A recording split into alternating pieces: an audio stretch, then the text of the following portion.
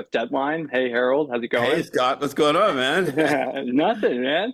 So, look, having seen the first few episodes of season three, I have to say it feels like, my personal opinion, it feels like it's a descent into the next circle of hell, if you will, right? The feelings of hopelessness run rampant. The Right, stakes are arguably higher. right. So, through it all, what is it that motivates Boyd to keep fighting?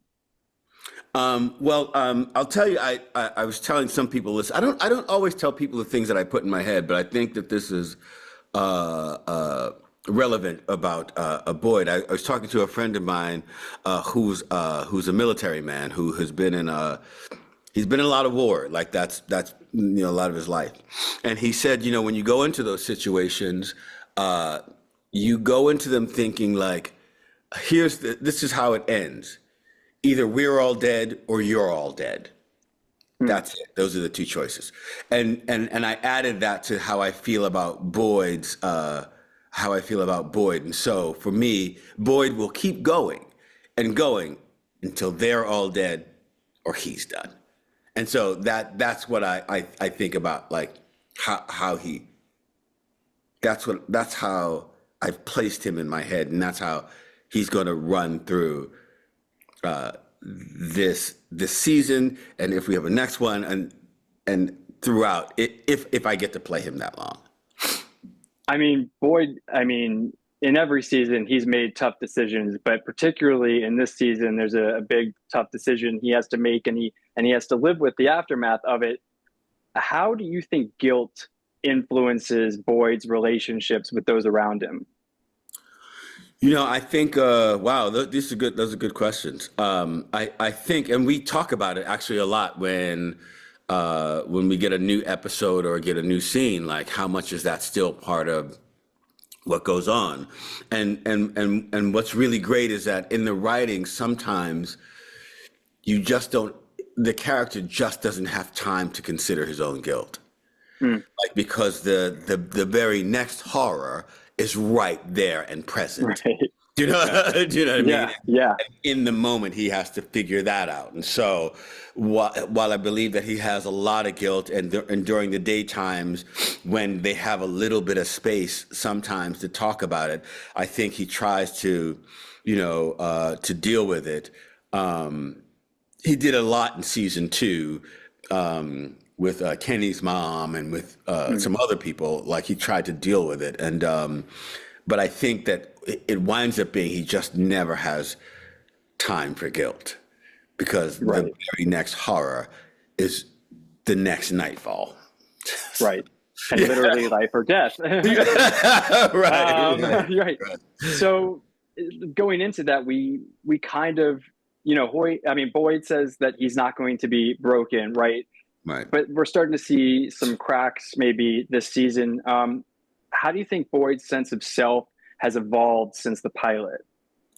Oh, I think he's a doubting Thomas, as they call it. Yeah, I think yeah, like he's trying, but like the town is really just playing with him, like playing with right. his food, right?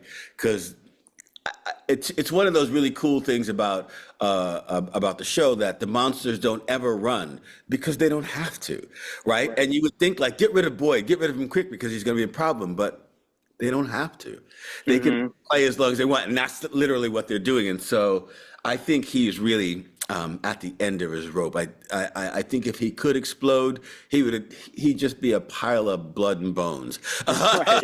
but Yeah. but he's got to keep trying. He's got to keep going. And so, Yeah, that's a perfect lead into my next question, which is, what do you think are some of the most significant hurdles that Boyd faces this season? oh, without giving anything away. Right. Spoiler free, of course. Yeah. Right, he's got, some of the hurdles are he's made choices that have led to real tragedy, and Hmm. so though exactly what we were just talking about, he's got to deal with those choices and then make more choices as they're coming along, and that really screws with his head the whole time, Hmm. like the whole time. And then And that's exactly the problem, because once you start to second guess, you start making more mistakes. But Right. he doesn't have a choice but to second guess, because they're really screwing with him. They're like Hmm. they're like the biggest bully, just Right. poking him over and Yeah. over.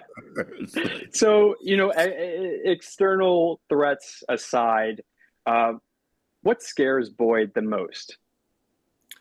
I think if he's not able to get his son out of there, I Mm, think I think that is at least that's the way I see it.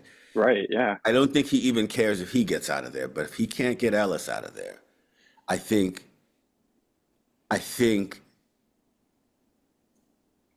if they were trying to break him, that would do it.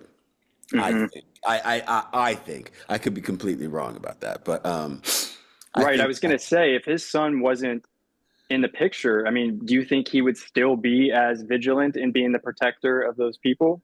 yeah, I hope that he would. I hope that his, like the thing I was saying, either I'm dead or you're dead. I hope that that Hmm. kicks in, but I think that would